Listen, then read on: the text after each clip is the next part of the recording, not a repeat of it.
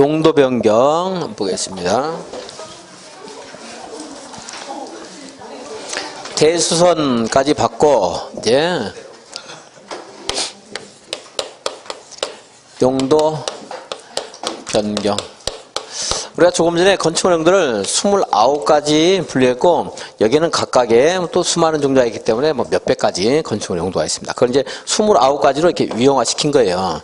이거를 또 다시 9가지 시설군으로 나눠서 이제 이 9가지 시설군에서 위에 상위군, 하위군에서 상위군으로 변경할 때는 허가를 받아야 되고 상위군에서 하위군으로 할 때는 신고하면 돼요. 이제 29가지를 9개를 했으니까 하나의 시설군에 여러 가지 용도가 있겠죠.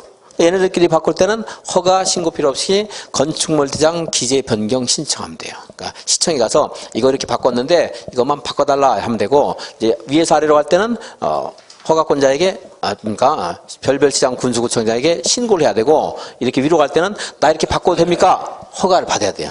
허가 안 해주면 못 바꿔요. 예, 위로 갈 때는.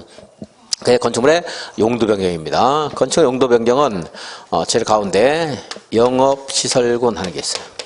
영업시설군. 제가 그래서 강의 때 국토계획부에서 예고와 같이 숙박시설 이걸 가운데 두고요. 숙박시설 위에 위락시설이 있고 숙박하면 뭘 내야 돼요? 숙박료를 내야 숙박료 의료시설이 아래 있고 해가지고 쭉 풀어가는데 숙박시설 가운데 있습니다. 그리고 국토계획부에서 숙박하면 1박 한다 해서 가운데 두고 숙박 위에 1, 2 하는데 이제 국토계획부가 약간 다릅니다. 여기서 이제 얘는 완벽하게 알아야 돼요. 완벽하게 해마다 나오기 때문에. 자, 숙박시설. 예, 먼저 9가지 시설군부터 보면요. 이게 자동차 관련 시설군이 있고요. 산업 등 시설군이 있고 전기 통신 시설군이 있고 문화 집회 시설군이 있어요. 그리고 영업시설 밑에 교육 복지 시설군이 있고 그리고 근린 생활 시설군이 있고 주거 업무 시설군이 있고 그리고 동물 식물 관련 시설군이 있어요. 그 밖의 시설군이라고 해서 여기 있는데 그 밖의 시설군이라고 외울 필요가 있어요 없어요? 뭐하러 헛발질 한번 해요. 헛발질 할 것 없이 동물 식물 관련 시설 이렇게 하는 겁니다. 그 밖에 하는 말은 뭐 외울 필요가 있는 게 아니니까. 그런데 숙박시설군에는 숙박시설이라든가 판매시설 그리고 다중생활시설이에요. 근데 다중생활시설은요 500 이상은 숙박에 들어가 있는 거예요. 그 숙박하는 말 해놓고 다중생활 썼다는 것은 이건 숙박 아닌 다중을 써놓은 거예요. 숙박 아닌 다중이 어디에 있어요? 근린생활이 있거든요. 이종근생에. 근데 걔는 여기서 탈출해서 여기가 있어요. 다중생활. 그러니까 500 이상은 여기에 숨어 있고, 그러니까 500 이상이든 500 미만이든 영업시설군 안에 있는 겁니다. 그다음에 자동차 관련시설은 그냥 자동차 관련시설, 자동차. 하나밖에 없습니다. 대신에 이걸 아주 쉬우니까 뭐 세차장, 폐차장 이렇게 나올 수도 있어요. 그 정도는 공부할 수 있어야 되겠죠. 그리고 산업 등 시설군은 산업 관련된 산업 등은 뭐 공장, 창고 라든가 자원순환 관련 시설이라든가 그리고 운수 시설, 묘지 관련 시설, 장례 시설 하는 것이 이제 있습니다. 그렇죠? 그리고 위험물 저장 처리 시설 이런 것들이 이제 산업성 공장, 창고, 자원, 운수, 위험물 하는 것들은 산업 하는데 연상할 수 있죠. 그러니까 이 앞에 있는 걸 외우면 그냥 여기에 이게 있다 외우지 말고 이 단어 가지고 연상할 수 있어야 돼. 시험장에서 쓰지 말고 지금 책에 있는데 왜 쓰세요? 책에 다 있는데 자꾸 들으면서 하나라도 힌트를 얻어야 돼요. 여러분들 1년 하고 끝나지만 저는 이걸 계속 하잖아요. 그리고 저는 누구보다도 연구를 많이 해요. 그러니까 제가 말하는 힌트를 가지고 도움을 받는 거지 외우는 거는 시간적인 제약이기 때문에 뭐 시간 가지고 무조건 엉덩이 싸움이다. 저는 절대 그렇게 안 해요. 효율 싸움 뭐든지 간에. 그리고 이제 노력도 해야 되겠지만 자꾸 그게 안 되니까 그게 맨날 엉덩이만 하죠. 그러면 오래만 하게 되면 오래 한 사람은 먼저 다시 시험이 되고 오래 하는 사람은 떨어져야 하는데 안 그렇잖아요. 실제 결과가 얼마나 효율적으로 하느냐가 중요한 거예요. 굉장히. 전기통신시설은 전기통신에서 그냥 나와요. 발전시설은 전기 나오잖아요, 그냥. 그리고 방송통신. 그러니까 이런 것들 외우는 게 아니에요. 그냥 전기통신에 나오잖아요. 이렇게 단어 연상할 때 자꾸 듣고 연상하시라는 거지. 문화집회시설은 문화집회시설군인데 이 29가지에도 문화집회시설이라는 게 있었어요. 아까 극장, 영화관 이런 것들. 동물원, 식물원 이런 거 있죠? 문화집회시설. 그리고 이제 종교시설 하는 것도 있고요. 종교시설. 숙박 위에 위락 있습니다. 위락시설. 관광, 휴게시설 하는 게 있어요. 그러니까 문화집회라고 여기 극장 같은 거 있었다고 했죠? 이거 관광휴게는 야외음악당, 야외극장, 관광휴게거든요? 연결할 수 있죠? 그러니까 문화집회라는 말에서 그냥 이거 바로 나올 수 있고, 관광휴게도 그러니까 야외음악당, 야외극장 이 정도는 할 수 있어야 되거든요. 그럼 이제 여기 또 찾을 수 있고, 다 관련될 수 있습니다. 그리고 위락설은 문화집회에서 위락이 잘 안 떠올라요. 무슨 단란주점이라든가 무도장 카지노자, 무도 카지노는 지금 나쁘게만 볼 수는 없겠네요. 옛날에 무슨 바람 난다 그래 싫어하고 그랬지만 지금 뭐 이것도 하나의 문화활동 맞죠? 예술활동. 그러니까 위락시설, 무도장, 카지노, 카지노 안 되겠고 무도장 이런 것도 생각해가지고 할 수 있고. 그리고 이제 제가 숙박 위에 위락이 있다 해가지고 외우기도 하고. 종교시설은 이제 교회라는 말 알죠? 교회. 그 교회라는 말이 종교적인 목적으로 집회를 했다 해서 교회예요. 모였다는 거. 모인 거, 사람들. 모이는 곳이잖아요. 그러니까 문화 집회에서 교회 연상할 수 있죠. 그러니까 문화 집회, 요 앞에를 외우면 여기 있는 것들의 한 70~80% 해결이 돼요. 산업에서 묘지 관리 장례시설 같은 건 해결이 잘 안 되지만, 좀 이따 해결해 드릴게요, 또 이제. 교육, 복지시설, 그리고 이제 숙박시설, 판매시설, 영업인 거 금방 알 수 있죠. 그리고 다중생활시설, 이거는 이제 그 숙박시설하고 평가가 비슷해서 영업시설 안에 들어가 있고요. 숙박은 뭐 영업인 거 알겠고, 그리고 제가 좀 좋아하는 친구 중에 조정식이라는 친구가 숙박시설 앱을 광고를 하는 게 있는데, 야놀자라고 있어요, 야놀자. 야놀자니까 노는 거잖아, 운동시설. 숙박, 너무 연결 어렵겠나? 어쨌든 여기 있어요, 운동시설이. 더 쉽게 연상할 사람 더 쉽게 연상하고, 숙박시설, 운동시설 같다. 야놀자. 교육, 복지는 이제 교육이라든가 복지니까, 복지, 의료시설. 그러니까 숙박료 했죠? 교육, 복지도, 노유자시설. 타가수 어린이집 이런 것들 있었죠? 경로당, 노유자시설. 그리고 교육관에서 교육시설. 수련시설. 좀 교육 관련된 거예요.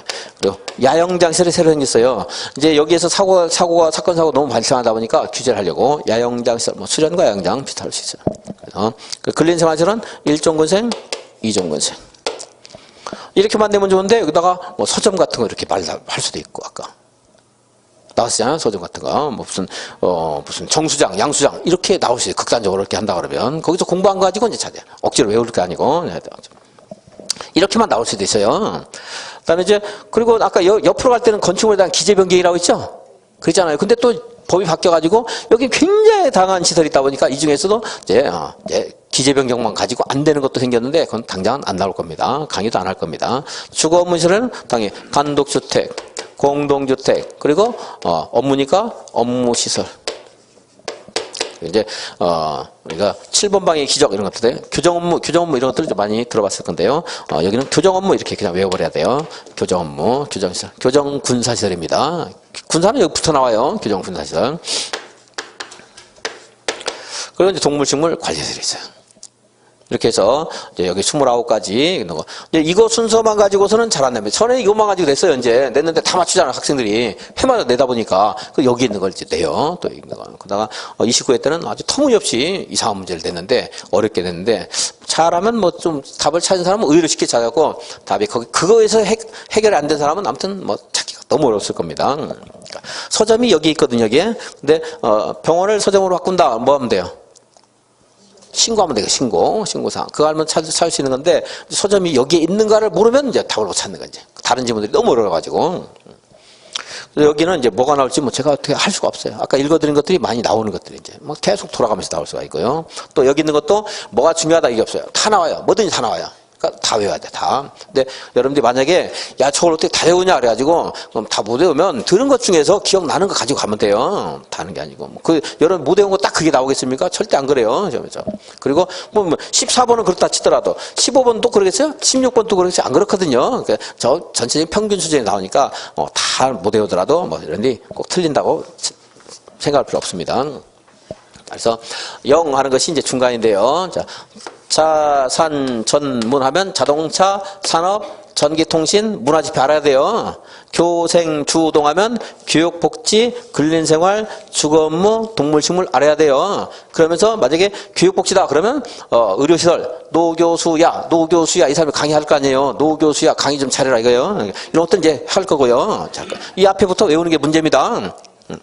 전에 보니까 그 교장 선생님이나 교감 선생님들이 이제 선생님들한테 돈을 모아서 야 내가 돈을 불려줄게 해가지고 막 이렇게 엉뚱한 데 써가지고 돈을 날려버리는 사건들이 생겼어요. 그래서 그 교장 교감이 자산 전문 관리해서 돈을 늘려준다고 하더니 이걸 만들어봤어요.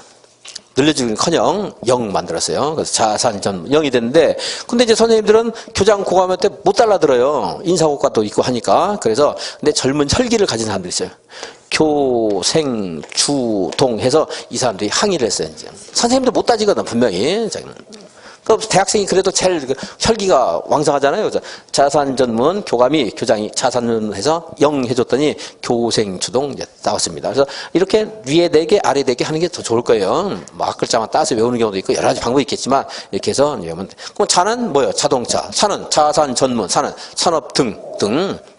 저는요, 전기통신에 바로 나와요. 방송, 통신 이런 것들, 발전 이런 것들 나올 수 있어요. 문은 문화집회, 그리고 집회에서 뭐가 생각나요? 교회, 종교시설. 야외음악당은 뭐예요? 관광휴게. 그리고 무도장은 잘 생각 안 나니까 숙박 위에 위락 있다 해서 찾으면 되고. 그리고 산업 등에 뭐가 있어요? 공장, 창고는 산업이라는 거 다 할 수 있잖아요. 운수라든가 위험물, 자원순환 관련 시설 이런 것들이 산업 등에 들어가는 거고요. 근데 등이 있잖아요. 이게 묘지 장례식장이 산업에 바로 연결 안 되잖아요. 옛날에 보면 초상집에 가면은 등불을 켜놔요. 그죠? 아세요 혹시? 그래서 등을 켜놔죠. 여기. 산업 등. 그래서 묘지 장례시설 여기 있어요. 산업 등을 켜놓고 이게 사람들 아니고 귀신 오라고 그러는 건지 귀신 가라는 건지 하여튼 등을 켜놨어요. 그리고 이제 문화집회는 아까 이제 설명했고요. 근데 금방 안 될 거예요. 여러분들 자꾸 이제 몇 번 하다 보면 거의 알 거예요. 이제 외워질 거예요. 그냥 억지로 안 외워도. 그리고 이제 영업설에 숙박은 가운데 있는 거 했죠. 그리고 야놀자니까 뭐예요? 운동시설 했고. 그리고 영업은 물건을 판다예요? 물건을 산다예요? 물건을 판다. 판매시설과 다중생활시설 있어요. 판다. 그리고 교육복지는 복지에서 의료시설, 복지는 의료는 됐고, 노교수야 해서 이제 교육 관련돼요. 그리고 생은 근린생활이고, 주거는 교생주동의 주거는 주거업무니까 주택과 업무인데 교정업무 이렇게 외우라는 거예요. 교정서도 나올 수 있지. 다 나올 수 있어요. 뭐든 다 나와요. 그리고 동물식물. 그래서 교생주동 동은 그 밖에는 동물이다 이렇게 하지 말고 그냥 동물식물 바로 외우면 됩니다. 그래서 이거는 외워야 돼요, 여러분들이 다. 그리고 이제 이렇게 위로 갈 때는 뭐가 돼요? 허가받아야 돼요. 이렇게 내려올 때는 뭐 하면 돼요? 신고하면 돼요. 그리고 같은 라인에서 옮길 때는 건축물장 기재 변경. 안 된다. 물론 아까 단독주택에도 단독, 다중, 다가구, 공관 이런 게 있었죠? 얘네들끼리 바꾸는 것은 기재 변경도 안 합니다. 건축부에서 바꾸면 되고요. 자, 그럼 이제 465페이지, 464페이지 허가 대상 하는 말이 양괄호 1번에 있고 읽으시면 되겠고, 그 밑에는 신고 대상 하는 말이 있습니다. 설명드렸고, 다음 페이지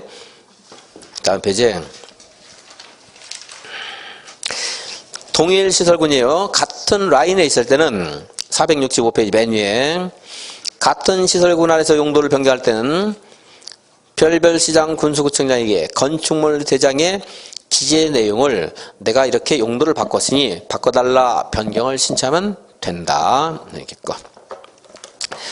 그 예외가 있는데 그건 보지 말고. 자, 기재 변경도 거의 잘 안 나옵니다. 허가 신고가 거의 나와요. 그리고 보통 제일 이제 많이 나오는 게 네모에다가 4개 정도 해놓고 다음 중 허가 대상은 무엇과 무엇인가 찾는 거 나와요. 여기 있는 거 여기 섞어놓고 이거 여기 섞어놓고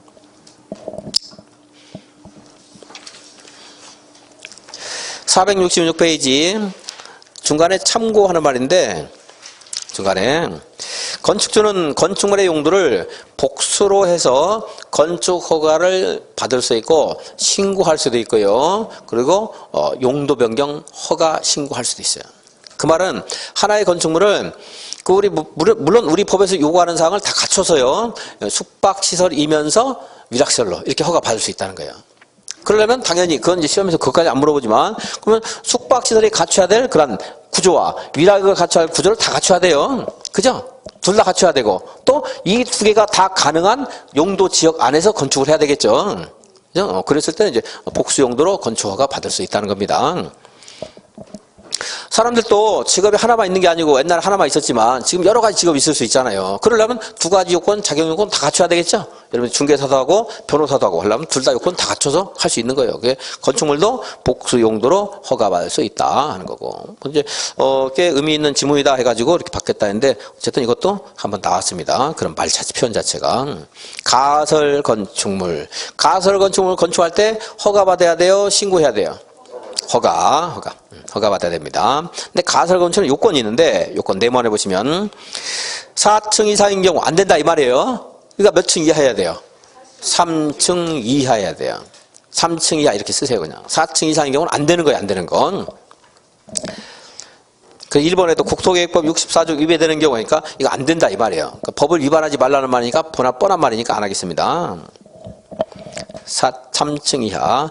3번 또 대통령령이 정하는 규범에 어긋나지 않는 따르지 않으면 허가 안 해주겠다는 건데 그게 다음 페이지에 있습니다.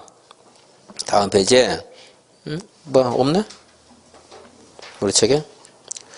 이건 좀 있었으면 좋겠는데 우리 책에 없는데 이건 제가 그냥 지금 시간이 없으니까 이순환 때 한번 소개를 해드리거나 아니면은 요약집에는 있고 그렇게 뭐 전체적인 흐름상 중요한 거 아니니까요. 내용은 뭐 암기상은 암기상이지만 그때 가서 해드리겠습니다. 지금 없고. 다음에 축조 신고. 근데 가설 건축물을 허가받지 않고 신고만 해도 되는 게 있다고 했죠? 신고만 해도 되는 거. 재해복구용 가설 건축물. 재해복구 이런 말 나오면 예외가 있을 수 있죠? 그리고 아까 하나 얘기한 공사용 가설 건축물 건축할 때 어떻게 해야 돼요? 신고해 신고. 다만 여러분이 건축 허가를 받았어요. 그럼 공사용 가설 건축물 축조할 때 신고할 필요가 없다 하는 겁니다. 470페이지 보겠습니다.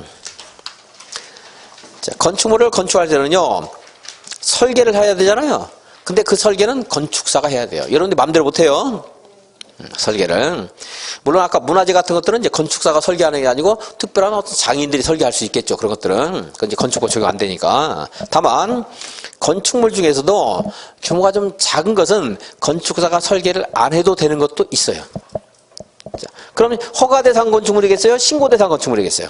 신고 대상. 신고 대상 중에서 두 가지가 있는데 이거 85제곱미터의 증개적 할 때는 이거는 건축사가 설계 안 하고 여러분이 해도 돼요. 무너지고 다치는 건 여러분이 알아서 책임지고. 얼마 이하 할 때? 85.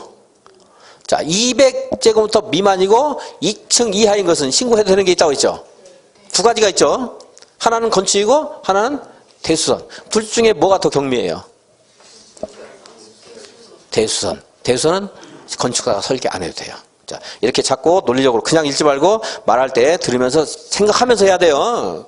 왜냐하면 그냥 외워서 절대 기억나는 게 아니에요. 이게 기계적으로 아무리 달달달달 외워도 기억이 안 나요. 그러니까 자꾸 틀리고 가락이 나오는 거거든요. 왜 그런가 생각하면은 좀 오래 갈 수 있어요.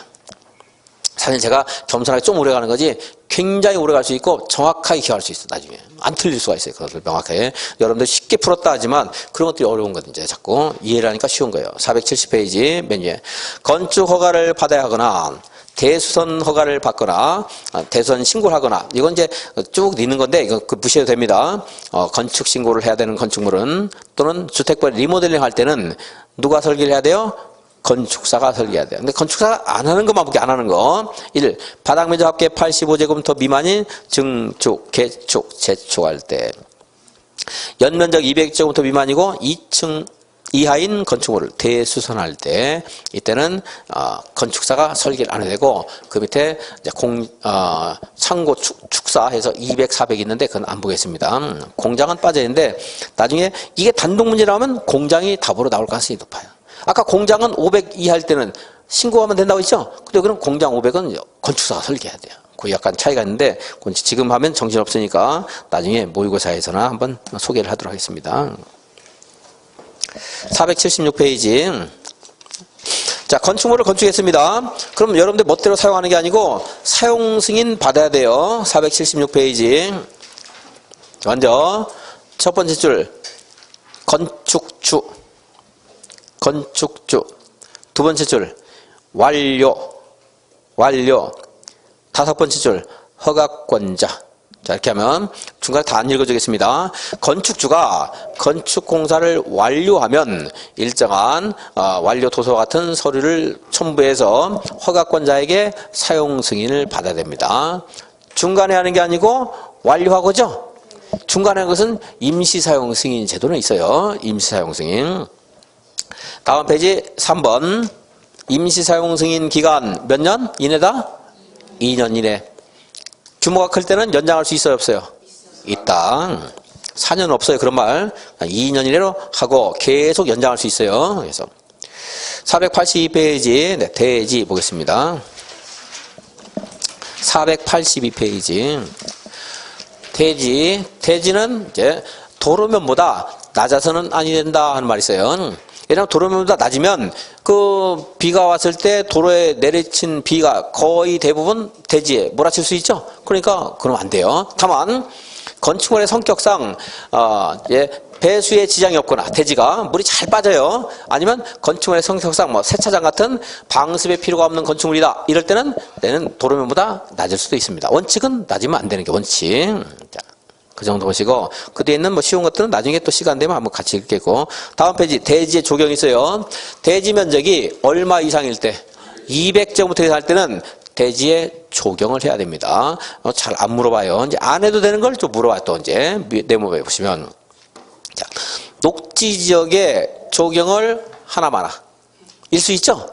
거기 뭐 조경 안 해도 충분히 수풀이 있으니까. 그럼 녹지 지역에 안 해도 되면 줄 긋지 말고 연상해서 찾아야 돼요, 여러분들이. 무슨 지역에서 조경 안 해도 되겠어요?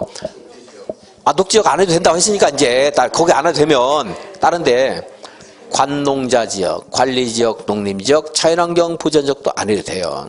거기 단서에 뭐 지구 단위겠고 아니라 이런 말인데 그런 것까지 공부하면 너무 한도 끝도 없으니까 그거 보지 마시고 관농자도 안 해도 돼요.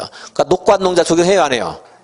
안 합니다. 계속 주상공 하라 이 말이에요. 조경을 하는데 이제 주상공이라 하더라도 축사 조경 안 해도 돼요. 축사.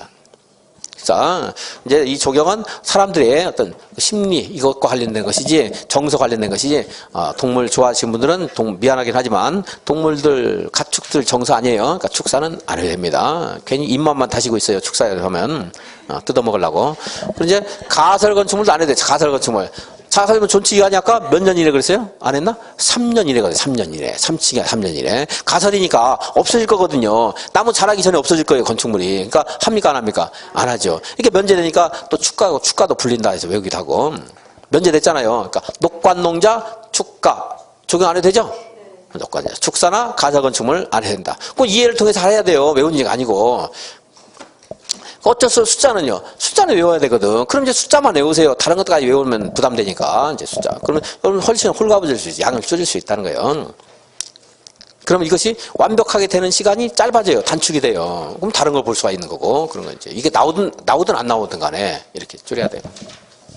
공장과 물류시설이 있는데 공장은요 산업단지에 있는 공장 조경 안 해요. 거기서 나무 같은 거, 꽃 같은 거 감사하고 있는 사람 없어요.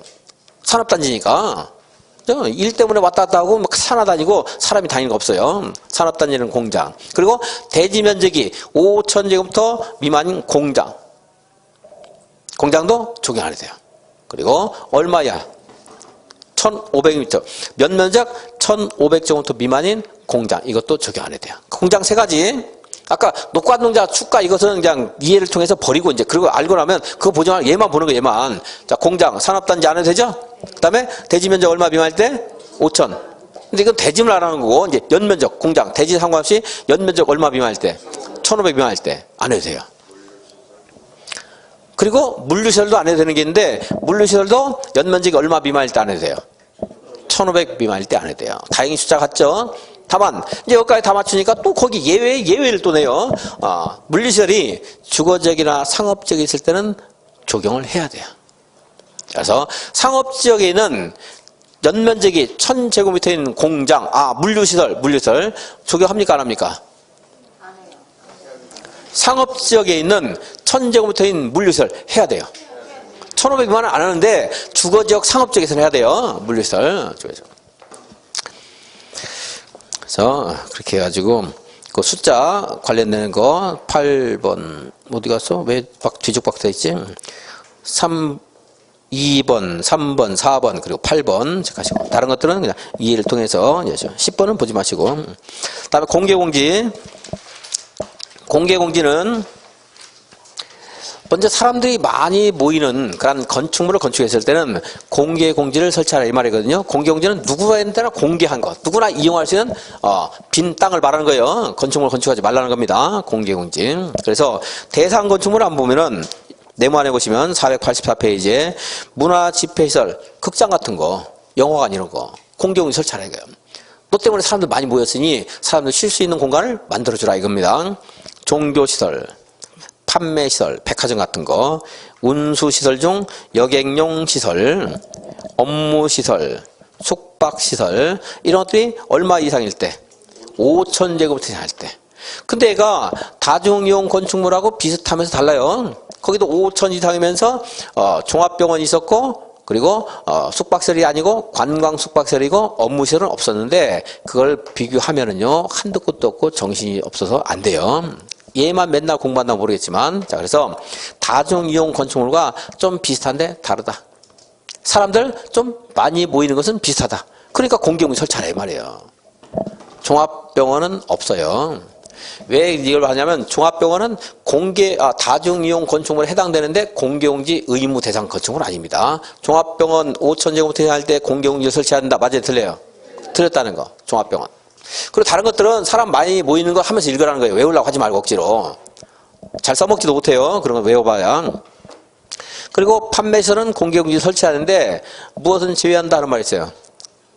농수산물 유통시설은 제외한다. 얘네들은 공개공지 안 해도 돼요. 다른 것들은 해야 되고, 그러니까 해야 되는 거 외우지 말고 안 하는 거 대표. 그리고 이거 말고도 안 하는 게 많지만 뭐 1종근생, 2종근생 아니지만 그런까지 영태 다 나오진 않으니까 두 가지 혹시 나올 수 있지 모르니까 할 거예요. 종합병원에 가면은요 우리가 다리가 아프면은 거기 이제 침대 같은 거 있거든요. 거기 누워서 좀 쉬시면 돼요. 오랫동안 누워 자면은 어디 이상한 데로 끌려갈지 모르니까 잠깐만 쉬시고. 농수산물 유통시설에 가면 이제 피곤할 때는 배축 깔고 앉아가지고 좀 쉬면 돼요. 공개공지 없어도 돼요. 물론 이제 신바지 입으면 안 돼요. 청바지 입고 물드니까. 그래서 농수산물 유통시설과 종합병원 아니다 이렇게 하시고. 중요도가 제일 떨어진 거 하나 있어요. 얼마 이상일 때? 5000 이상일 때. 공개공지 확보 면적은 다음 페이지 대지 면적의 100분의 10 이내에서 조례로 정합니다. 특히나 건축부에서 조례로 정한다 이 말 붙어있으면 무시하고 보세요 그냥. 자 얼마 이내에서? 100분의 10 이내에서. 100분의 10을 주면 여러분들 혜택도 있어요. 용적률이나 건폐율이나 높이를 완화시킬 수 있는데 근데 대통령령에 따르면 용적률과 높이를 1.2배까지 완화할 수 있어요. 그러니까 공정지를 10% 내놨더니 용적률이요 1000이었는데 1200까지 줄 수 있다 이 말이에요. 용적률 높이를 얼마까지 완화할 수 있다? 1.2배까지 완화할 수 있다. 그리고 뭐 무슨 휴게시설 설치하라는 것은 됐고 60일 이내에서 문화활동 판촉행사할 수 있다는 것인데 그것은 뒤에 있으니까 좀 이따 체크하겠고요. 이제 제일 중요한 거 공개공지는 설치할 곳이 다 해야 되는 게 아니고 왼쪽에 이제 출발 설치 대상 용도지역 484페이지 제가 다음 페이지 하기 전에 넘어가면 안 돼요. 484페이지 다시 공개공지 설치 일반 주거지역 준주거지역 상업지역, 준공업지역 이런 데서 공개공지 설치해야 돼요. 상업지역 대신에 일반 상업지역 이런 식으로 나올 수 있어요. 그리고 일반 주거지역 때문에 3종 일반 주거지역 이런 식으로 나올 수도 있는 겁니다. 자, 일반 주거지역, 준주거지역, 상업지역, 준공업지역. 그러면은 전용공업지역은 거기 공해성 공업인데 공개공지가 있을 필요가 없잖아요. 그죠? 일반 공업도 준공업에서 필요해. 준공업에서 여기는 준공업은 업무시설, 상업시설 같은 거 필요한 곳이 준공업지역이잖아요. 그죠? 전용 주거지역은 거기도요 아주 조용한 양호한 상태의 주거권을 기하기 때문에 사람들이 이렇게 많이 모이거나 이렇게 대형 건축물이 건축되는 곳이 아닙니다. 그러니까 전용 공업지역 해당 사항 없어요. 일반 공업지역은 2종, 3종에는 좀 높은 것이 있을 수 있다고 했는데 제가 그림 그리면서 종교시설, 교회 한번 그린 적이 있었을 거예요. 기억나는 분도 있겠지만 안 날 수도 있겠지만 종교시설은 공개공지 설치에 대한 건축물이잖아요. 그러니까 일반 주거지역까지 해당돼요. 일반 주거까지. 이게 연결도 해보고 그리고 일 준 사람이 상 준다. 일 시켰으면 보상해줘야 되죠. 일 준 사람이 상 준다예요. 그러니까 일 준 사람이 상 준다. 일반 주거 그리고 준주거 일 준 사람이 상 준다. 상업지역 준공업지역 공개공지 설치해야 돼요. 이거 말고도 앞으로 여기는 도시화가 진행될 가능성이 크다 해서 지정 공고한 곳에서도 공개공지 설치해야 됩니다. 그건 이제 뭐 틀리게 안 나올 거고. 자, 일 준 사람이 상 준다. 그거 꼭 기억해야 되고. 그 다음에 여기도 516 비슷해요. 516. 얼마 이상? 5천 이상. 종합병원 대상입니까? 아닙니까? 아니다. 1은 100분의 10 이내. 그리고 1.2이고 다음 페이지 486페이지에 60일간 516 60일 이내에서 판촉 행사 같은 건 할 수 있습니다. 판촉 활동 같은 거 할 수 있어요. 60일 이내에서. 근데 보면은 거의 대부분 1년 내내 막아놓고 거기서 장사하고 있는 경우도 많이 있습니다. 불법이죠, 그것들은. 60일 이내에서만 해야 돼요. 나머지 우리도 쉬는 공간, 휴식 공간. 대신에 걔네들 용적률 같은 혜택 받았거든요. 그 혜택은 그냥 나물라라고 공개용지는 우리 땅이니까 뭐 장사한다 하고 막 하는 경우 많이 있는데. 도로, 자, 도로는 몇 미터 이상이라고 했죠? 아까? 4미터 이상. 그 4미터 이상의 도로인데 그 도로가 만들어진 법적 근거를 따질 필요가 있어요, 없어요? 없죠? 사도는 뭐 불편하고 국도는 뭐 무슨 국토계획법상의 도로는 편하고 도로법에 따른 도로는 뭐 멀리 가고 이런 거 없죠? 도로는 다 똑같아요. 그래서 그 네모안에 보시면 국토계획법에 따른 도로, 도로법에 따른 도로, 사도법에 따른 도로 또는 허가권자가 허가를 하면서 지정 공고하는 도로. 아무튼 도로다 하면 다 건축법상 도로예요. 근데 몇 미터 이상? 원칙 4미터 이상. 무엇이 가능해야 돼요? 보행과 자동차 통행이 가능해야 돼요. 둘 다 가능해야 됩니다. 그리고 예정 도로도 도로입니다. 아직 도로가 안 만들어졌어도 허가 받을 수도 있어요. 건축 허가. 다만 잘 안 해주겠죠. 물론 허가권자가 예정 도로 같은. 어쨌든 예정 도로도 도로다. 차량 통행이 불가능한 도로 있을 수가 있어요. 너무나 경사가 가팔라서 전에 이제 지금은 이제 그 기계 문명이 발달해서 아주 가파른 곳도 도로를 만들지만 전에 그 만들지 못하는 곳도 있었거든요. 그래서 서울에 그런 곳에 대지가 많이 필요하다 보니까 막 계단 같은 거 만들어 놓고 건축물 건축돼 있었어요. 산동네, 달동네. 그잖아요. 그 차량 통행이 불가능해도 꼭 도로가 있으니까 건축을 해줬거든요. 근데 그때는 차량 통행이 꼭 필요한 게 아니니까 너비가 꼭 4m 이상이 필요가 없죠. 3m 이상이면 될 수 있어요. 그러니까 차량 통행이 불가능하다 하면 꼭 3m가 아닐 수도 있다.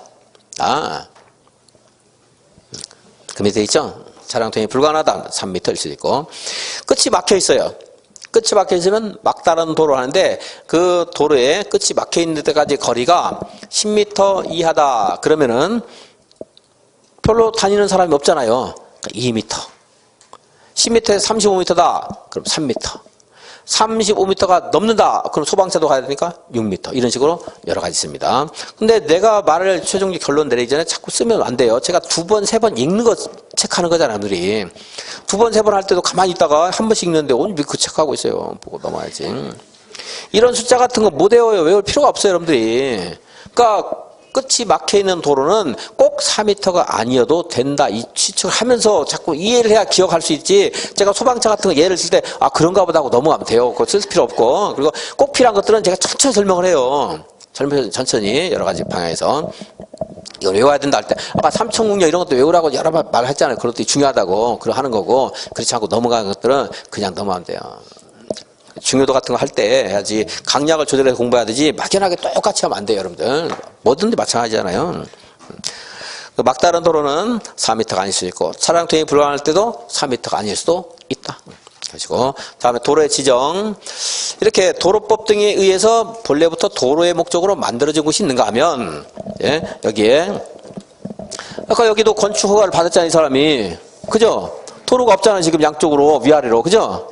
그럴 때 이 사람이 여기에 있는 이해관계의 동의를 받아 이렇게 허가권자에게 내가 이 건축물을 건축하고자 하는데 이해관계 여기 도로 개선하는데 동의했습니다. 동의서 제출하면 허가권자가 이 건축 허가를 하면서 얘는 앞으로 도로다 지정 공고를 해요. 그럼 얘는 도로가 된 거예요, 이제.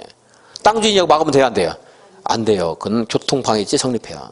근데 요즘에 뉴스에서 땅 주인이 막았다는 말 왜 나와요? 그건 지정 공고한 도로가 아니고 그냥 무단으로 이용했던 도로 같은 거 막아도 돼요, 그것은. 근데 그것은 이제 공익과에 조사해서 이제 토지 소유권의 재산권, 사적 재산권의 행사가 어느 정도까지인가 하는데, 그건 제가 볼 때는 여기서 이거 자꾸 뭐 풀어달라는 것은 현재 우리나라 전체 재산권 행사에 발생은 터무니없는 소리예요. 이거 말고도 훨씬 더 재산적인 사적인 재산권을 존중하는 경우가 많은데 왜 남의 땅을 풀어가지고 이거 그동안 이용했으니까 무조건 쓰게 해달라고 왜 합니까? 남의 땅을. 지들이 미리 확보를 했어야지 그럼. 경매 같은 거 나왔을 때 알아서 자기들이 확보를 해야 되는 거지. 아니면 다른 도로 쓰거나 고가로 사거나 뭐 해야 되는 거야 자기가. 이것도 재산적 가치 있는 거예요 분명히. 이거. 물론 다른 것도 사회주의화 시켜가지고 굉장히 평등한 것으로 재산권을 보장 안 해주면 이것도 그렇게 해달라고 하겠지만 이거 말고도 이거보다 훨씬 더 재산적 가치, 사적 재산권을 인정하는 때가 많은데 어쨌든 자 지정 공고한 도로는 도로예요. 근데 지정 공고 안 하고 그냥 우리가 무단으로 이용했다. 그건 도로가 아닙니다. 걔는. 그런 것들이 뉴스에 나오는 거예요. 지정 공고는 안 나오고. 자, 근데 이해관계인 동의 받아야 되겠죠. 당연히. 땅 주인이라든가 지상권자 있으면 동의 받아야 되겠죠. 자, 이 도로는 쓸모가 없으면 폐지할 수도 있어요. 이 도로 이거 폐지할 수도 있습니다. 건축물이 없어져 버렸다든가 그래서 공원이 생겨가지고 했다든가 다른 도로가 생겼다든가 필요 없으면 폐지할 수 있는데 폐지할 때도 이해관계인 동의 받아야 됩니다. 그러니까 지정할 때도 동의, 폐지할 때도 동의. 그거 마시고 예외도 있는데 거기까지만 아시면 되겠어요. 다음에 대지와 도로의 관계 487페이지 3번 몇 미터 이상이 접해야 된다고요? 2m 이상. 근데 자동차만의 통행에 사용되는 도로는 제외한다. 이 말은요. 도로는 아까 차량 통행이 불가능할 때도 도로 될 수 있다고 했죠. 그죠? 근데 자동차 통행만 가능하다. 고속도로. 이건 건축상 도로 안 됩니다. 고속도로에 붙어 있다고 해서 건축허가 받을 수 있어요? 근데 이게 토지가 도로는 일반 도로 없고 이거 고속도로예요. 그럼 고속도로를 통해서 내가 이리 진입할 수 있어요? 없어요? 없죠? 그러니까 자동차 통행만 이용되는 도로는 해당 사항 없습니다. 자, 도로에 접하지 않아도 건축허가를 받을 수 있는 경우가 있습니다. 1. 해당 건축물 출입에 지장이 없다고 허가권자가 인정할 때 2. 건축물 주변에 광장 등이 있어 그곳에 건축이 금지되고 공종통행에 지장이 없는 공지로서 허가권자가 인정할 때 자, 다른 거 볼 필요 없이 저랑 공부하신 분들은 이미 짐작하는 분 있어요. 뭐만 보면 돼요? 지장이 없다. 지장이 없으면은 아까 도로는 건축물에 접근하게 하는 수단이지 목적이 아니잖아요. 근데 출입하는데 지장이 없으면 도로가 없어도 돼요. 다른 대체 수단이 있는 거니까 목적이 아니거든. 수단이거든. 지장이 없다. 그러면 되고 그다음에 농막이 농막은 성격상 도로가 옆에 없을 때가 더 많아요. 산중에 있는 과수원에 농막 같은 거 설치할 수 있어야 되잖아요. 근데 도로가 옆에 있어야 된다 그러면 농막을 설치 못하게 돼요. 그리고 얘는 현실이 법을 바꾼 것 중에 하나예요. 농막이 그래서 도로 없이 설치가 많이 됐었어요. 이 법이 나오기 전에. 대한민국에 뭐 굉장히 많이 있었어요. 근데 그런 현실 그리고 필요성 이걸 무시하지 못하니까 농막은 도로 없어도 된다. 이렇게 법을 바꿨어요. 최근에. 도로 없어도 됩니다. 다음 페이지. 기준 강화입니다. 연면적 합계가 2000제곱미터 이상일 때는 6m 이상의 도로에 4m 이상이 접해야 돼요. 아까 몇 미터였죠 원래? 4m, 2m였죠? 근데 2000 되니까 2씩 늘어났어요. 2씩. 그래서 숫자가 고맙게 2000이에요. 설마 200은 아니겠죠? 연면적 200은 보통의 건축물이니까. 좀 커야지 2씩 늘어나겠죠? 연면적이 2000제곱미터 이상이면은 거기 왕래도 잦을 것이기 때문에 도로가 몇 미터 이상이 돼야 돼요? 6m. 접하고 있는 너비는요? 4m. 괄호에 공장은 얼마 이상일 때? 3000 이상일 때. 공장은 연면적이 3000짜리 많겠죠? 2000 이상이니까 많겠죠? 그죠? 근데 만약에 공장을 2000제곱미터 이상일 때는 6m 도로에 접해라. 그러면요. 공장 부지를 찾기가 너무나 어려워져요. 대한민국에서. 또 공장은 좀 외진 곳에 있죠. 보통. 그잖아요. 외진 곳에 산중 같은 데 있는데 6m 도로 같은 건 보통 잘 없거든요, 거기에. 근데 만 6m 도로 갖춰야 되면 공장을 찾기가 너무 어려워요. 그래서 공장은 3층 이상일 때만 6m 도로에 접하는 거고, 일반 건축물은 얼마 이상일 때? 2,000제곱미터, 2,000 이상일 때, 2,000. 자, 공장은 일단 보리해놓고, 자, 공장은 좀, 완화되는 게 있다. 아까, 착공도 좀 완화됐죠? 이거 완화되는데, 자, 얼마 이상일 때 6m예요? 2,000, 2씩 늘어났습니다. 공경지 설치하는 곳이 아닌 곳은 전용주거지이네요. 전용주거지는 조용하고, 여기는 공경지 설치할 필요가 있는 건축물이 건축될 가능성도 없어요. 건축선. 자, 건축선 한번 보겠습니다. 건축물을 건축할 때 아까 강의했던 거네요. 자, 건축물을 건축할 때 여기가 도로가 있고 여기가 건축물 대지가 이렇게 있습니다. 그러면은 건축물을 건축할 때 이 도로와 대지의 경계선 벗어나면 돼야 안 돼요? 당연히 안 되는 거죠. 그래서 도로와 접한 부분에서의 건축선은 도로와 대지의 경계선으로 한다. 그러고요. 여러분들은 그냥 도로와 대지의 경계선 이것만 아셔도 되겠어요. 짐작으로 알아도 되고. 자, 건축물을 건축할 때 넘어가면 안 되죠. 맨 밑에 만나는 점만 안 넘어가야 돼요? 아니면 윗부분도 안 넘어가야 돼요?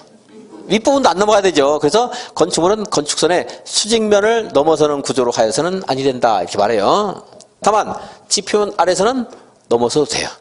지금 다 뭐가 관련되니까 교통의 흐름과 관련되기 때문에, 교통 운행과 관련되기 때문에 지표면 아래 부분은 넘어서도 되고요. 자, 건축물은 자체가 넘어가면 안 되는데, 다만 창문을 잠깐 여닫는다. 이럴 때는 건축선의 수직면을 넘어설 수 있습니다. 그게 4.5m 이하에서는 안 돼요.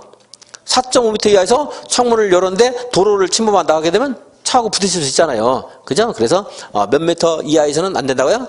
4.5m 이하에서는 안 돼요. 반대에서 가면 4.5m를 초과하는 경우에는 창문이라든가 출입문을 잠깐 여닫을 때는 건축선의 수직면을 넘어설 수도 있다 이거야. 근데 본래 건축선은 도로와 대지의 경계선이죠. 근데 이게 후퇴할 때가 있죠. 모퉁이 도로에서, 그리고 미달도로에서. 미모가 좀 깎았어요. 그래서 미달도로에서는 도로의 중심선에서 소요너비의 얼마? 2분의 1. 하천이 있을 때는 그쪽으로부터 소요너비만큼 그랬습니다. 그리고 이제 모퉁이 도로는 나올 가능성이 없어. 시간 되면은 뭐 숫자 한번 체크하려고 했는데 시간이 없으니까 그냥 간단하게 하겠습니다. 그래서 여기가 7m고 여기가 7m다. 예를 들어. 그리고 이게 90도 미만이다. 이러면은요, 이 끝에서부터 4m 후퇴해요. 이게 제일 긴 후퇴 숫자입니다. 그래서 여기 4m, 여기 4m에서 만나는 점이 건축선이 돼요. 만나는 점, 그 점을 연결한 선이. 그리고 다른 것들은 뭐 3m, 2m 이렇게 좀 후퇴가 좀 짧습니다. 2m, 3m, 4m 있는데 뭐 시간 되면 이제 구주가 나올 때 제가 이제 농지법 2시간, 아니면 2.5시간, 그리고 건축법 한 6시간 정도 할 때 이제 한번 시간 좀 되면 하겠습니다. 해드리겠습니다. 잘 물어볼 가능성은 없고요. 자, 이런 경우에 건축에 후퇴되는 경우가 있다. 또 하나 후퇴가 있는데, 얘는요, 도로하고 상관없이 후퇴하는 경우입니다. 도시지역에서 건축물들 이렇게 대지가 있는데, 건축물을 네 멋대로 건축해라 그러면 막 삐뚤삐뚤 돼가지고 보기 싫을 수가 있거든요. 그래서 허가권자가 시장군수구청장이 4m 이하의 범위에서 이렇게 건축선을 그냥 일방적으로 후퇴시킬 수 있어요. 몇 미터? 4m. 이제 여기서 여기까지가 4m라는 말이에요. 4m 이하에서.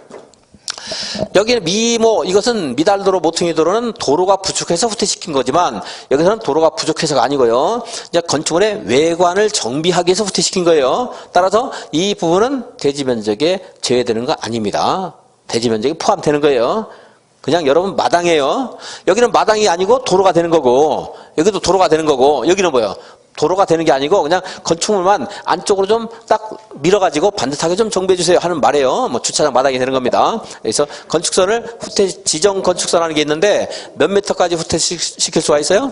4m까지 후퇴시킬 수가 있습니다. 4m까지는. 그건 대지 면적에서 제외하는 게 아니라는 거 보시고, 그리고 여기 앞으로 뭐 할 거 다 그냥 해버리겠습니다. 시간이 좀 없으니까. 이제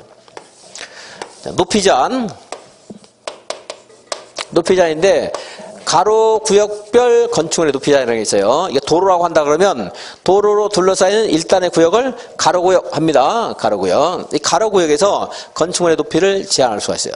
허가권자가. 여기는 50m. 여기는 하천이라고 하면 될까요? 하천.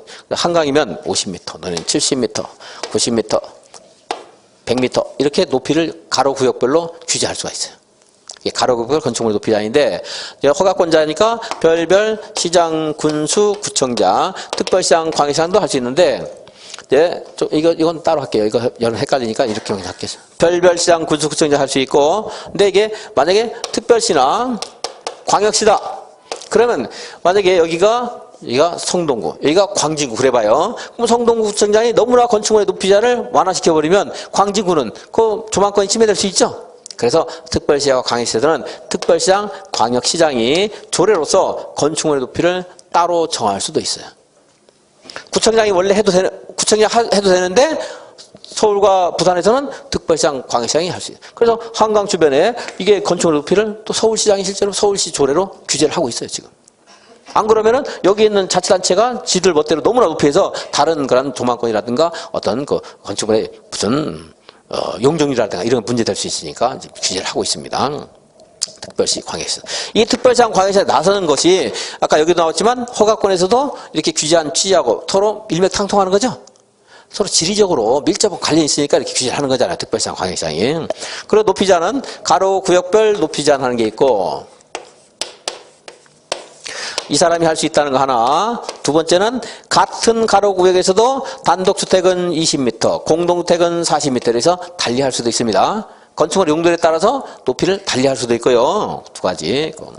그리고 또 하나 이제 건축물의 높이자는 정북 방향으로의 건축물의 높이자는 있어요.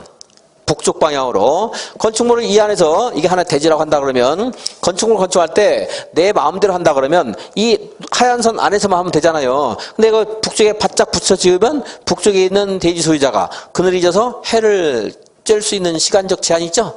일조권, 해를 직접 보는 거, 일조권. 방해다 할 수 있어요. 그래서 일조권 확보해서 북쪽 방향에 있는 대지 소유자에게 우리가 배려하라 이 말이에요. 북쪽 방향으로. 무슨 방향? 북쪽 방향. 그래서 여기서 여기까지가 1.5m를 띄워야 돼요. 기원칙이 1.5m인데 이 건축물이 높이가 9m를 초과하게 되면 높이의 절반 이상을 띄워야 돼요. 그러니까 10m다 이러면 여기서 여기까지가 5m가 돼야 돼요.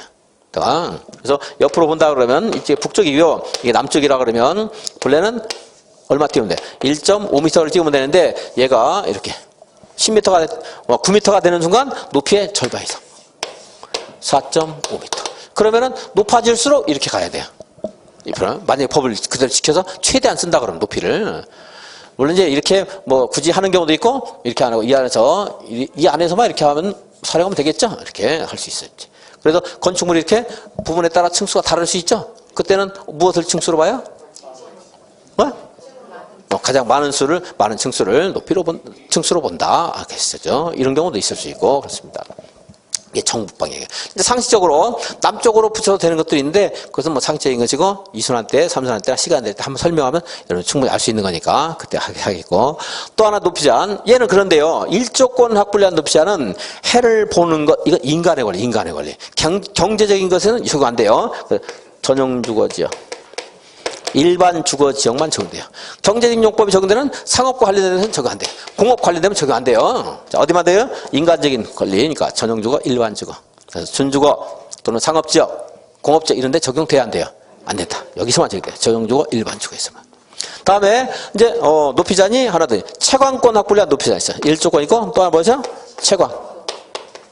이건 일조권보다는 조금 뭐 권리 따지면 얘가 더 엄격한 거고 얘가 조금 완화된 거죠. 얘는 이제 해를 직접 안 보더라도 빛이 이제 들어오기만 하면 채광권인데 얘는 이제 공동주택에만 적용돼요. 공동주택. 시험에서 그냥 알려줘요. 얘는 공동주택에 적용되는데 얘는 공동주택에서 만약에 이렇게 두 동이 있다고 쳐요. 그러면 얘와 얘 사이에서도 채광권을 위한 높이제한 적용될 수 있어요. 얘가 너무나 높아지게 되면 위에 있는 사람들은 채광권이 침해 안 되지만 화나지만 얘가 높아지면 그늘이 져서 이 아래층에 거주하는 사람들은 어두운 곳에서 살 수 있잖아요. 그래서 얘와 얘를 규제하는 것이 이제 채광권을 위한 높이제한인데 이거는 뭐 채광창이 있는 거, 뭐 측벽과 채광창, 측벽과 측벽, 이웃 대지 간의 높이제한 이런 것들이 있는데 그건 강의를 안 하겠습니다. 뭐 시간 있으면 간단하게 예를 들어줄 건데 시간도 없고 중요한 게 아니니까. 근데요, 이 경우에 채광권이 적용 안 되는 데가 있어요. 우리나라에서 제일 땅이 비싼 용도지역 뭐예요? 중심상업지역.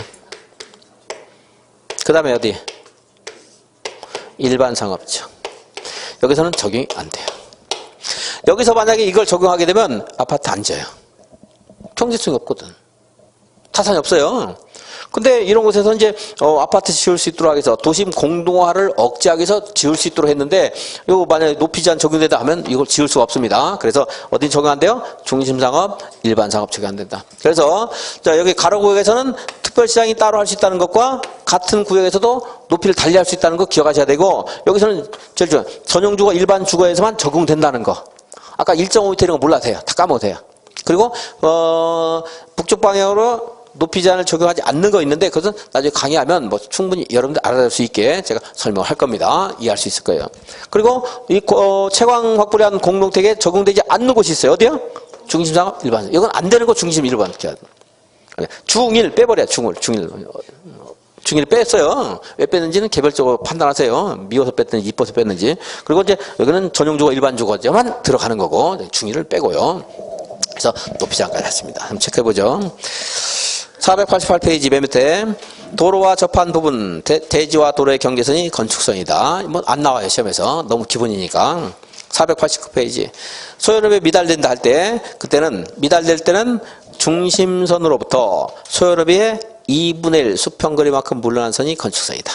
근데 대지가 접하고 있는 도로 반대쪽에 하천등이 있을 때는 그 하천등이 있는 도로 경계선에서 소요너비에 해당되는 수평거리의 선이 건축선이다. 무슨 상황인가 말했고 그림도 한번 여러분들 보세요. 나중에. 그 밑에 네모 안에 별별시장 군수구청장은 도시적에서 몇 미터까지 건축선을 따로 정할 수 있다고요? 4미터. 이렇게 후퇴했을 때는 이거 도로에 포함돼야 안 돼요? 이 후퇴한 부분이 도로에 들어가요? 안 들어가죠? 그러니까 얘는 대지 면적에 들어가는 거예요.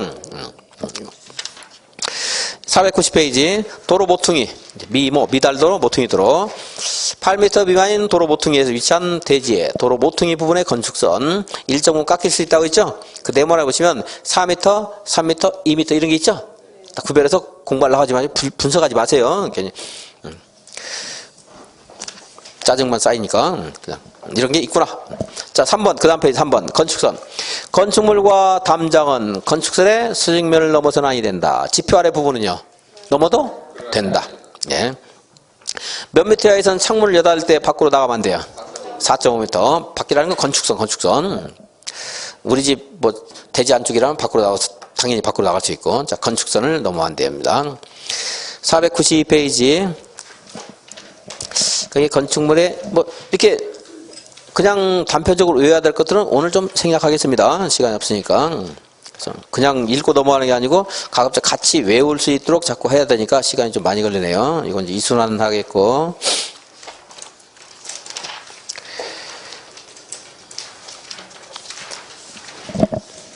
기본적인 내용이 아닌 것들은 좀 넘어가야 되겠습니다. 498페이지 이건 앞에서 공부한 거 반복이나 마찬가지예요. 건축물이 여러 용도 지역이나 용도 지구대에 걸치는 경우 있을 수 있죠. 그죠? 그래서 건축물이 2번 방화지구에 걸쳐 있어요. 일부는 방화지구, 일부는 방화지구 아닌 곳에 걸쳐 있을 때 건축물 전부 어떻게 해야 돼요? 방화지구에 관한 규정을 적용한다. 그런데 이걸 면하고 싶으면 뭘 설치하면 되죠? 가운데다가 방화벽. 그래서 방화벽은 너무 중요하니까 아까 수선 변경도 면적에 상관없이 대수선이다 하는 걸 봤어요. 녹지지역에 걸친다. 그럼 뭐야? 녹각. 각각의 용도지역에 따른다. 이것을 국토계획법 공부 안 가지고 써먹으면 되는 거고요. 그리고 대지의 분할 제한도 뭐 숫자 외우는 거니까 여기서는 안 하겠고 500페이지 보겠습니다. 높이 제한.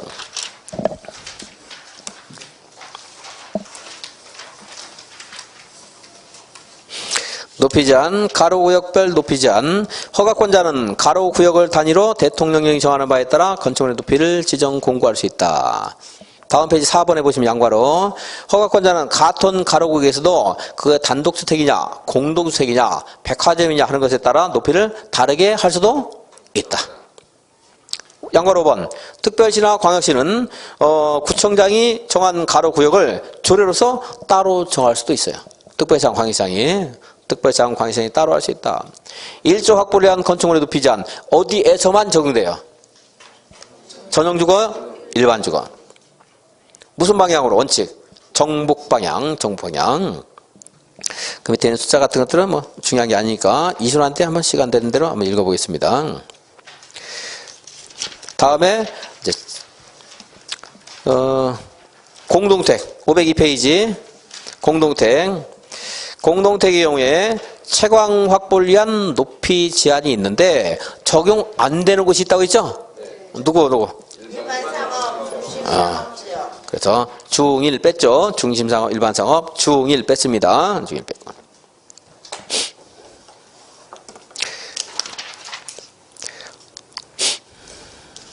다음에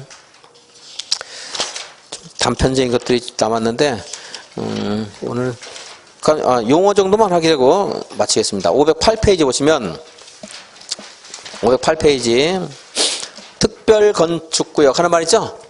특별건축구역 이제 이순환 때 볼 겁니다. 지금 안 하고 누가 지정하는가 볼 거고 어디다 지정하는가 그거 한번 볼 거고요. 그리고 그래도 줄만 긋고 넘어갈까요? 빨리. 특별건축구역 508페이지 지정권자가 국장시도의사예요. 국장시도의사. 509페이지에는 지정제외구역이 4개가 있습니다. 개발제한구역, 자연공원, 접도구역, 보전산지. 509페이지 밑에 4가지 제외구역이 있고 다음에 516페이지에 특별건축구역을 지정하게 되면 이제 건축법에 있는 일부 규정이 통합 적용될 수 있는데 통합 적용은 특별 건축구역 전체를 대상으로 해서 함께 그냥 적용할 수 있다는 건데요. 미술작품 설치 516페이지 부설주차장 공원 이런 것들을 통합 적용할 수 있습니다. 그러니까 건축물이 각각 하나당 부설주차장 10대 설치해야 한다 이러면은 그 3개가 있다 그러면 3개 어느 한 곳에 몰아서 30대 설치할 수 있도록 하면 나머지 2개의 건축물은 부설주차장 설치 안 해도 된다 이 말이에요. 통합 적용할 수 있다. 미술작품, 부설주차장, 공원 이런 게 있고 519페이지 건축협정이 있어요. 건축협정은 토지 건축물 소유자, 지상권자 전원합의 안 하셨어요. 전원합의로 체결을 해요. 전원합의 체결하게 되면 조금 이따 보게 되는 522페이지 보면 522페이지. 토지 소유자, 만약에 이제 대지가 5개가 있는데 대지 소유자가 건축협정을 체결하게 되면 그 안에서 조경이라든가 그러니까 각각 따로 만약에 나무를 뭐 각각 10그루씩 심어야 된다 그러면 어느 한 곳에 50그루 심어놓고 나머지는 면제할 수 있다 이 말이에요. 한꺼번에 같이 쓰는 거예요. 이제 대지를. 대지와 도로의 관계. 어느 한 대지만 2m 접하고 있으면 나머지 대지는 그 대지를 통해서 이용하면 되니까 이런 것들. 지하층 설치, 건폐율, 부설주차장, 개인 하수처리시설 이런 것들을 어떻게 할 수 있다? 통합 적용할 수 있다. 이렇게 이제 이순환 때 한번 좀 설명해 주겠고요. 그리고 521페이지에 보시면 521페이지에 자 건축협정을 체결할 때는 개인의 재산권에 대한 처분이기 때문에 전원 동의해야 돼요. 그런데 이걸 폐지하고 그냥 원래대로 돌아갑시다 할 때는 전원 동의 안 하고 과반수가 동의하면 원래로 돌아갈 수 있어요. 우리 따로 씁시다 다시 하려고 그러면 6번에 있죠? 6번. 폐지할 때는 얼마 동의? 과반수 동의 하는 말이 있어요.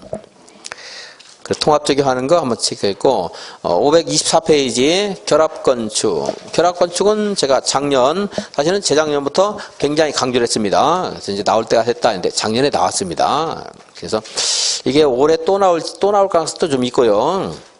역시 내가 이순환에서도 제일 중시할 겁니다. 지금 3개 봤는데 얘를 제일 중시할 겁니다. 결합건축은 대지 간의 거리가 100m 이내, 100m 서로 100m 이내에 있을 때 역시 2개의 대지 건축주가 합의하면 2개가 서로 합의하면 여기는 용적률을 통합 적용하세요. 용적률. 그러니까 서로 이제 떨어져 있어도 여기 1000, 여기 1000 하면 각각 1000을 쓰는 게 아니고 어느 한쪽에다가 이용 가치가 큰 쪽에서 1500을 쓰고 다른 곳에서 500 쓰고 이렇게 데이터 밀어 쓰고 땡겨 쓰고 이런 거 있는데 그런 식으로 밀어 쓰고 땡겨 쓰고 할 수 있어요. 뭘요? 용적률을. 그리고 525페이지에 4번에 결합건축은 몇 년? 유지기간 최소 30년. 그리고 5번에 폐지할 때는 전원동의 폐지, 전원동의. 이런 것도 어떻게 나중에 안 까먹고 외울 것인가 하는 것들은 미술한 때 한번 해도록 하겠습니다. 534페이지 마지막으로 몇 개만 체크하겠습니다. 문제는 안 풀고 지금. 이행강제금인데요. 이행강제금. 제도가 좀 바뀌었기 때문에 중요도가 조금 올라갔다고 보일 수 있어요. 이행강제금 534페이지 534. 건축법을 위반하는 사람이 있을 수 있잖아요. 그죠? 위반하면 처음에 시정명령을 내려요. 시정명령을 내렸는데 이 사람이 그래도 안 듣는다. 그러면 다시 한번 이행기간을 주고서 또 다시 한번 시정할 것을 이제 요구합니다. 그런데도 시정을 안 한다. 그러면 이제 그때는 벌금으로 이행강제금을 부과해서 그러한 행위를 이제 시정하도록 요구하게 되는데, 이행강제금을 부과할 수 있는데 다만 주거용 건축물인데 60제곱미터 이하다, 소형주택이다 이럴 때는 그 본래 부과해야 되는 이행강제금보다 2분의 1 이하로 줄여서 부과할 수 있어요. 얼마 이하 할 때? 60제곱미터. 이게 숫자가 좀 바뀌었거든요. 그래서 60제곱미터 좀 의미가 있고.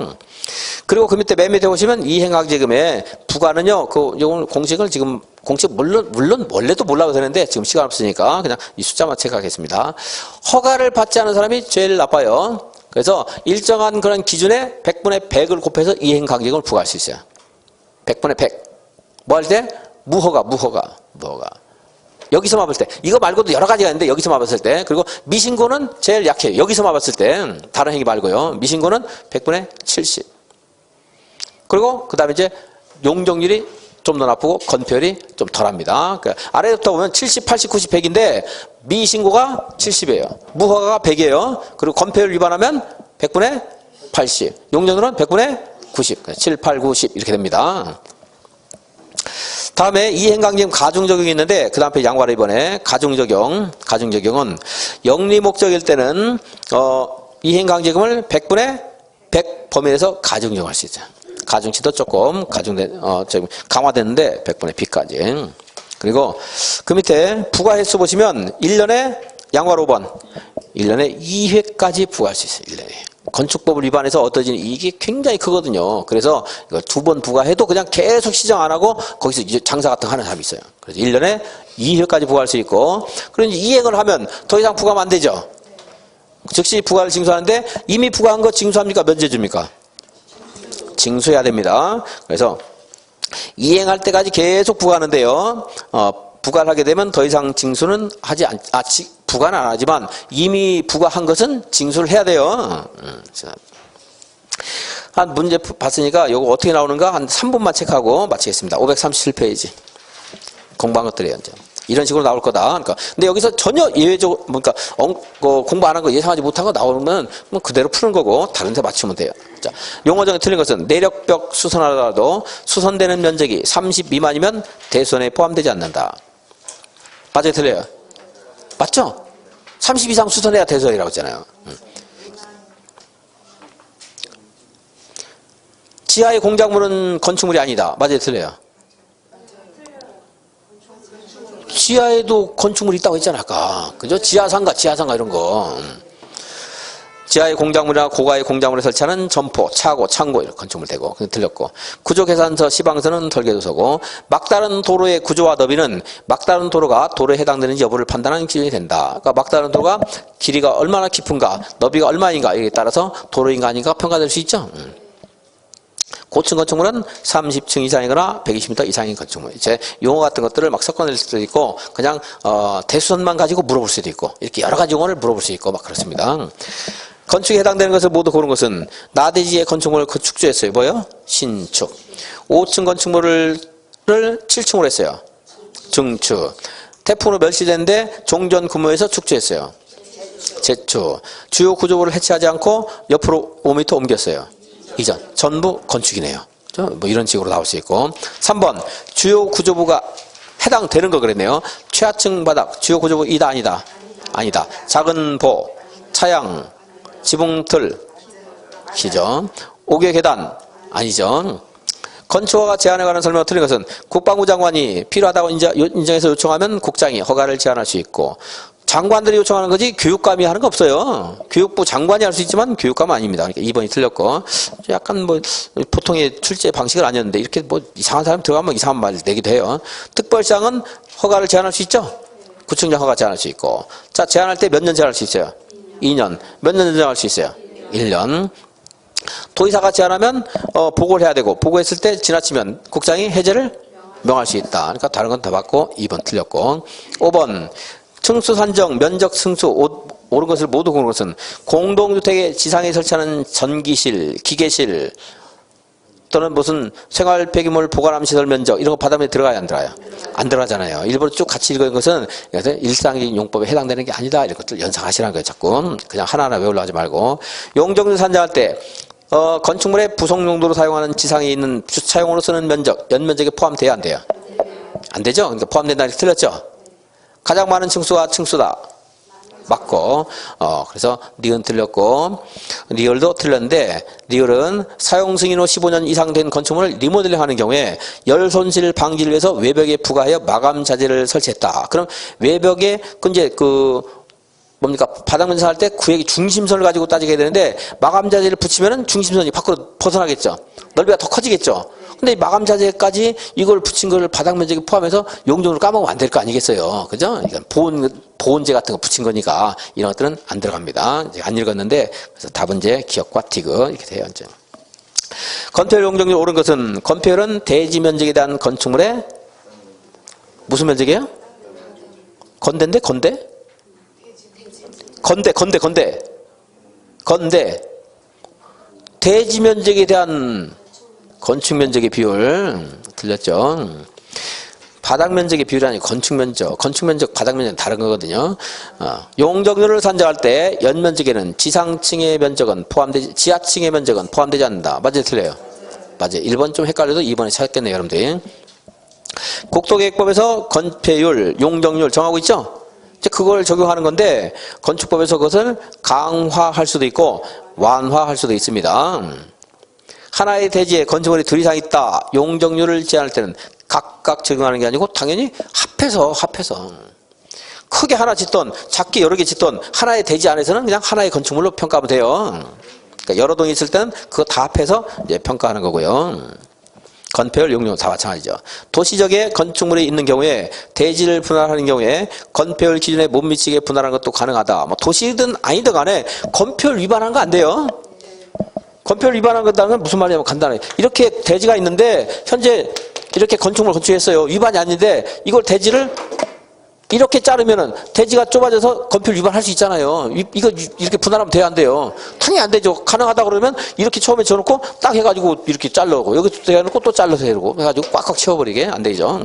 네. 건폐율 위반하면 안 되는 거 당연히. 7번은 안 한 거니까 한번 볼게요. 그냥. 간단하게 나중에 볼 거니까 어차피. 건축분쟁 전문위원회 조정 및 제정 대상이 되지 않는 것은 공사 시공자와 해당 건축물 건축으로 피해를 입은 인근 주민 다 될 수 있어요. 근데 건축과 관련된 사람들 다 된다고 보시면 돼요. 관계 전문 기술자와 인근 주민 될 수 있고, 또 해당 건축물 건축으로 피해를 입은 인근 주민 간의 분쟁 될 수 있고, 건축주와 공사감대의 분쟁 될 수 있고, 건축 허가권자와 허가 신청자 간의 분쟁. 이건 아닌데 괜히 했네요. 이순한테 하겠습니다. 다시. 뭐 읽는다고 되는 게 아니거든요. 설명을 드려야 할 수 있는 거니까 하려고 하니까 또 설명할 게 좀 많네요. 어려운 말이 많아서 오늘 여기까지 하고 다음 시간에는 이제 주택법 하는데 다음 시간에 그래도 한 2시 안에 끝낼 수 있도록 하겠습니다. 오늘 건축법 양이 많아서 어쩔 수 없이 좀 늘어졌습니다. 수고하셨습니다. 수고하셨습니다.